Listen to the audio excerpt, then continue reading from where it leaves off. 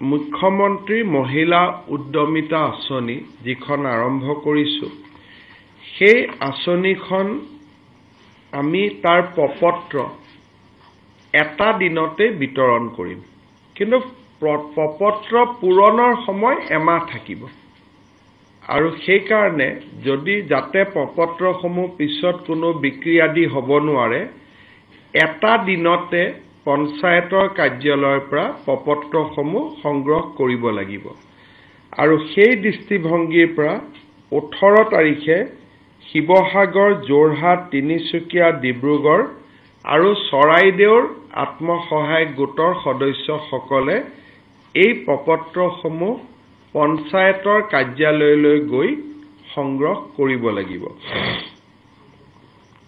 19 জানুৱাৰী তাৰিখে মাজুলী, লখিমপুৰ, ধেমাজি আৰু গোলাঘাট জিলাৰ আই মাতৃসকলে এই প্ৰপত্ৰসমূহ সংগ্ৰহ কৰিব লাগিব নিজৰ ঘৰৰ কাষৰ পঞ্চায়ত অফিচটোত। 20 তাৰিখে কাছাৰ, কৰিমগঞ্জ, হাইলাকান্দি, কাৰ্বি আলং, পশ্চিম কাৰ্বি আলং আৰু ডিমা হাছাও জিলাত এই ফৰ্মসমূহ সংগ্ৰহ কৰিব। 21 তাৰিখে বিশ্বনাথ, শোণিতপুৰ, নগাঁও আৰু দৰং জিলাত এই ফৰ্মসমূহ সংগ্ৰহ কৰিব। 22 তাৰিখে মৰিগাঁও, হোজাই, ওদালগুৰিত এই ফৰ্মসমূহ সংগ্ৰহ কৰিব। 23 তাৰিখে কামৰূপ মেট্ৰ, নলবাৰী, তামুলপুৰত এই ফৰ্মসমূহ সংগ্ৰহ কৰিব। 24 তাৰিখে বৰপেটা, বঙাইগাঁও, গোৱালপাৰা, বজালিত এই ফৰ্মসমূহ সংগ্ৰহ কৰিব। আৰু 25 তাৰিখে ধুবুৰী, দক্ষিণ শালমাৰা, কোকৰাঝাৰ, চিৰাং, বাক্সাত এই ফৰ্মসমূহ সংগ্ৰহ কৰিব। আৰু ফৰ্মসমূহ পূৰণৰ ক্ষেত্ৰত আই মাতৃসকলে এমাহ সময় লাভ কৰিব। আৰু যদি এমাহতো, কাৰণ ইয়াত বিজনেছ প্লেন আদি দিব লাগিব, গতিকে এমাহতো যদি কিবা কাৰণত নহয়। মুখ্যমন্ত্ৰী ডাঙৰীয়াৰ আঁচনিৰ ওপৰত কেইবাটাও ডাঙৰ ঘোষণা কৰিছে, ইতিমধ্যে চাব পাৰিলে। আৰু ভিডিঅ'টো শ্বেয়াৰ কৰাৰ প্ৰয়োজন আছে, কাৰণ যাতে সকলোৱে গম পায়। আৰু 39 লাখ মহিলাৰ বাবে এইটো ভিডিঅ' বহুতকৈ প্ৰয়োজনীয়। কেৱল এটা ঘৰতে সাধাৰণতে 2-3জনকৈ আছে। গাঁৱলীয়া অঞ্চলৰ প্ৰতিগৰাকীয়ে গাঁৱতে এইটো আঁচনিৰ ভাগত পৰিছে। আৰু এই মুখ্যমন্ত্ৰী ডাঙৰীয়াই ডাইৰেক্ট লিষ্ট কেনেকৈ কি কৰিব আপোনালোকক দেখাই দিছে। আৰু মুখ্যমন্ত্ৰী ডাঙৰীয়াই নিজে মুখেৰে কৈছে, আপোনালোকে চাব পাৰিলে।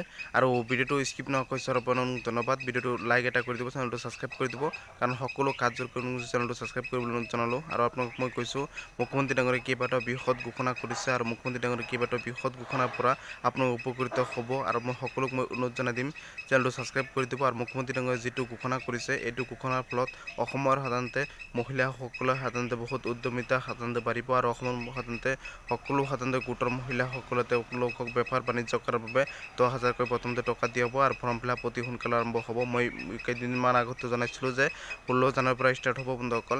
আৰু ইতিমধ্যে ষ্টাৰ্ট হৈছে বন্ধুসকল। জিলা ভিত্তিক দিয়া হৈছে। আৰু কোনটো জিলাত কোনটো 3টা 4টা 5টাকৈ জিলা একেলগে এটা ডেটত দিয়া হ'ব বন্ধুসকল। আপোনালোকে কোনটো ডেটত কোনটো পৰিব। আৰু ভিডিঅ'টো শ্বেয়াৰ কৰাৰ প্ৰয়োজন আছে। আপোনালোকৰ যিটো ডিষ্ট্ৰিক্টতে থাকক নহওক কিয়, সকলো শ্বেয়াৰ কৰাৰ প্ৰয়োজন আছে। সকলোৰ বাবে এইটো ভিডিঅ' দৰকাৰী, অতিকৈ প্ৰয়োজনীয় দৰকাৰী, কাৰণ এইটো ভিডিঅ' অতিকৈ প্ৰয়োজনীয়। সকলো ছাপোৰ্ট কৰিব, চেনেলটো ছাবস্ক্ৰাইব কৰি দিব, ভিডিঅ'টো শ্বেয়াৰ কৰিবলৈ অনুৰোধ জনালোঁ। সকলোক মই হাতযোৰ কৰি অনুৰোধ কৰিছোঁ, ভিডিঅ'টো শ্বেয়াৰ কৰি দিব।